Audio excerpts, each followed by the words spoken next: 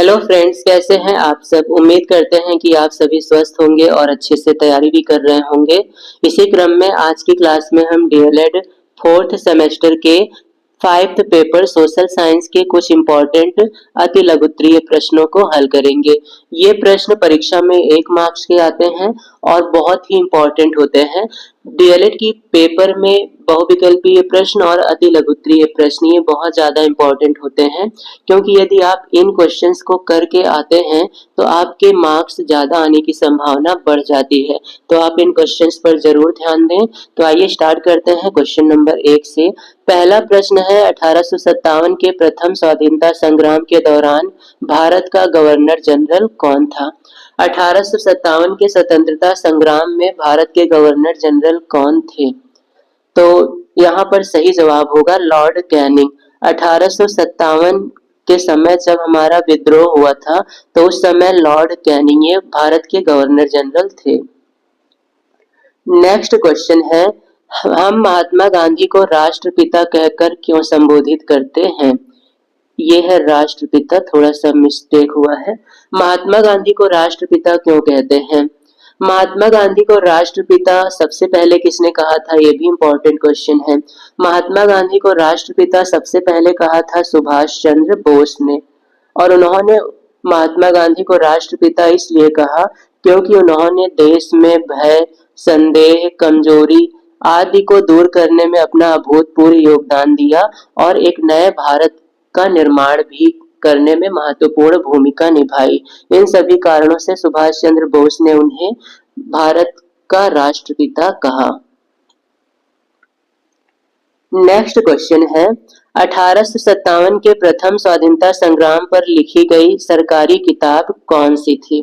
अर्थात स्वतंत्रता संग्राम या 1857 के विद्रोह पर सरकारी किताब जो भी लिखी गई थी उसका नाम क्या था। तो उस किताब का नाम था 1857 का स्वातंत्र्य समर। बहुत ही इंपॉर्टेंट है, इस किताब का नाम जरूर याद रखेंगे। नेक्स्ट क्वेश्चन है, साइंटिफिक सोसाइटी की स्थापना किसने की थी। साइंटिफिक सोसाइटी की स्थापना सर सैयद अहमद खान ने की थी। अब ये अति लघुत्तरीय प्रश्न है तो इसे हम पॉइंट टू पॉइंट आंसर करेंगे, अर्थात जितना पूछा है उतना ही लिखना है, ज्यादा लिखने की जरूरत नहीं है। आप अगर जितना क्वेश्चन कर रहा है उतना लिख रहे हैं तो आपको 1 नंबर पूरे ही मिलेंगे। नेक्स्ट क्वेश्चन है, स्वामी विवेकानंद के बचपन का नाम क्या था। विवेकानंद के बचपन का नाम क्या था। इनके बचपन का नाम था नरेंद्र नाथ। ये भी बहुत ही इंपॉर्टेंट क्वेश्चन है। तो हम लगभग सभी क्वेश्चन जो आपको करा रहे हैं वो इम्पोर्टेंट ही है, इनके परीक्षा में आने की पॉसिबिलिटी बहुत ज्यादा है। तो आप जरूर कोशिश करें इन सबको अच्छे से तैयार करने की। नेक्स्ट क्वेश्चन है, बंगाल विभाजन के समय भारत का वायसराय कौन था। बंगाल विभाजन के समय भारत का वायसराय कौन था और बंगाल का विभाजन कब हुआ था। यह दोनों क्वेश्चन बहुत ही इम्पोर्टेंट हैं, तो इसे आपको तैयार करना है।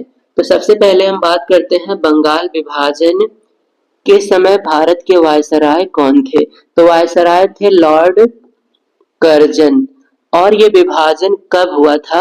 तो इस विभाजन की घोषणा 19 जुलाई 1905 को हुई थी। घोषणा हुई थी 19 जुलाई 1905 को और ये विभाजन हुआ था 16 अक्टूबर 1905 को।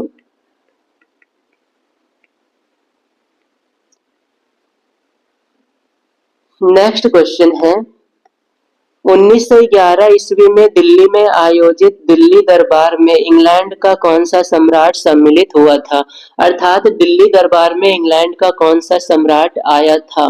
तो दिल्ली दरबार में इंग्लैंड के सम्राट जॉर्ज पंचम सम्मिलित हुए थे और दिल्ली दरबार 1911 में हुआ था। ये दोनों क्वेश्चन इंपॉर्टेंट है, कब हुआ था और कौन से सम्राट सम्मिलित हुए थे।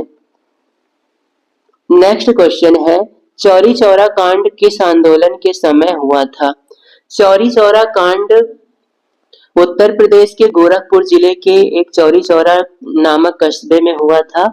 जब गांधी जी ने असहयोग आंदोलन की घोषणा की थी तो उसी के कुछ टाइम बाद कुछ विद्रोहियों ने या फिर आंदोलनकारियों ने एक थाने में आग लगा दी थी, जिससे बहुत लोग की मृत्यु हो गई थी। और इसी कांड को हम चौरा चौरी कांड कहते हैं। और इसी कांड से दुखी होने के कारण गांधी जी ने असहयोग आंदोलन को रद्द कर दिया, वापस ले लिया था। और यह कांड हुआ था 1922 ईस्वी में। नेक्स्ट क्वेश्चन है, किस गोलमेज सम्मेलन में गांधी जी ने भाग लिया था? गांधी जी ने सिर्फ एक ही गोलमेज सम्मेलन में भाग लिया था, और वो था द्वितीय गोलमेज सम्मेलन। लेकिन डॉक्टर भीमराव अंबेडकर ने तीनों गोलमेज सम्मेलन में भाग लिया था। अब दूसरा गोलमेज सम्मेलन 7 सितंबर 1931 को शुरू हुआ था और 1 दिसंबर 1931 तक चला था।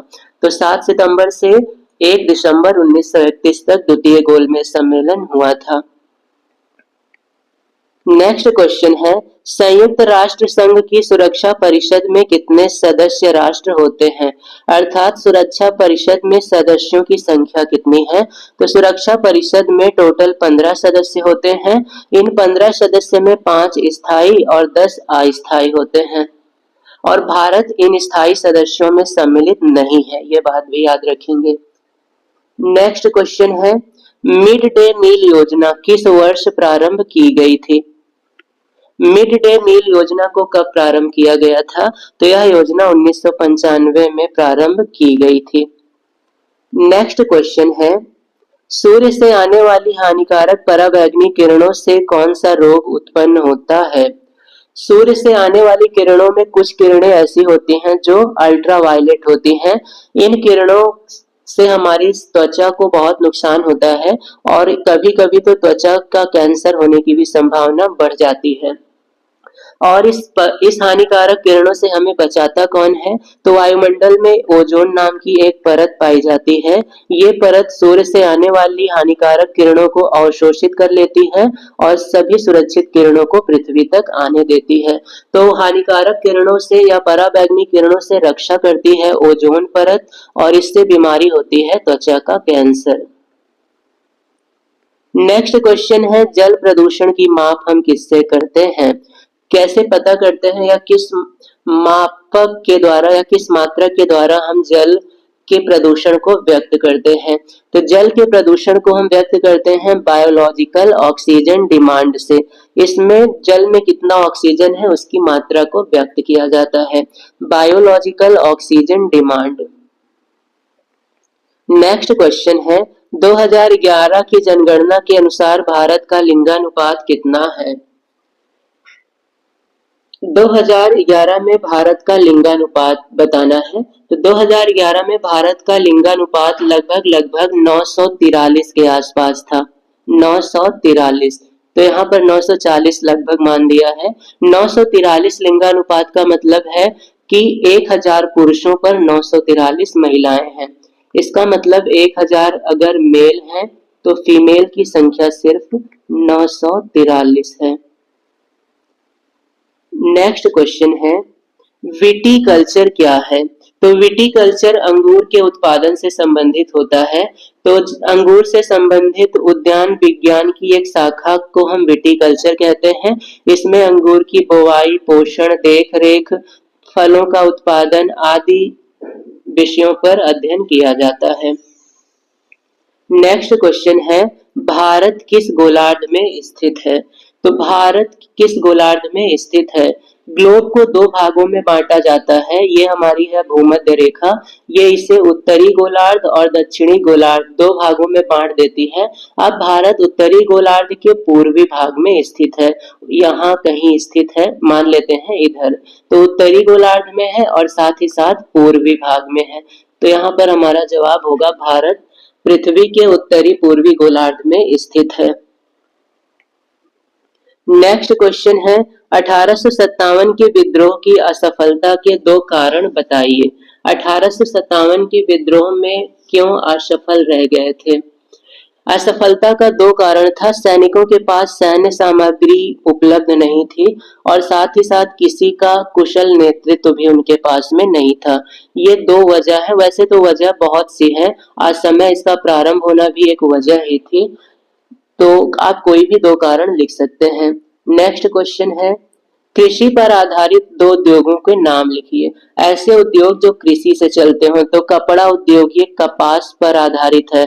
कपास कृषि से आता है और कपास से बनता है कपड़ा। चीनी उद्योग ये गन्ने पर आधारित है। तो ये दो उद्योग हैं जो कृषि पर आधारित हैं। नेक्स्ट क्वेश्चन है, नेहरू रिपोर्ट कब प्रस्तुत की गई थी या फिर किसने प्रस्तुत की? तो नेहरू रिपोर्ट को मोतीलाल नेहरू ने प्रस्तुत किया था और लखनऊ में आयोजित एक सर्वदलीय सम्मेलन में पेश किया था।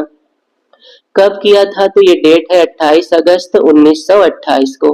किसने किया, कब किया और कहाँ किया, तीनों बातें आपको याद होनी चाहिए। नेक्स्ट क्वेश्चन है, कानपुर का लाल इमली किस उद्योग के लिए प्रसिद्ध है? कानपुर में लाल इमली प्लेस है, वह किस उद्योग के लिए प्रसिद्ध है? तो यह स्थान वस्त्र उद्योग के लिए प्रसिद्ध है। कानपुर का लाल इमली वस्त्र उद्योग के लिए प्रसिद्ध है। तो ये थे कुछ इंपॉर्टेंट अति लघु उत्तरीय प्रश्न डीएलएड फोर्थ सेमेस्टर के 5वें पेपर के। उम्मीद करते हैं आपको अच्छे से समझ में भी आए होंगे। तो आज की क्लास में इतना ही। आगे की क्लास में एक नए टॉपिक के साथ हम फिर से मिलेंगे। तब तक आप अच्छे से तैयारी करते रहें और यदि आप चैनल पर नए हैं तो चैनल को सब्सक्राइब करें और बेल आइकन बटन को प्रेस कर लें ताकि हमारी आने वाली क्लासेस आप तक पहुंचती रहे।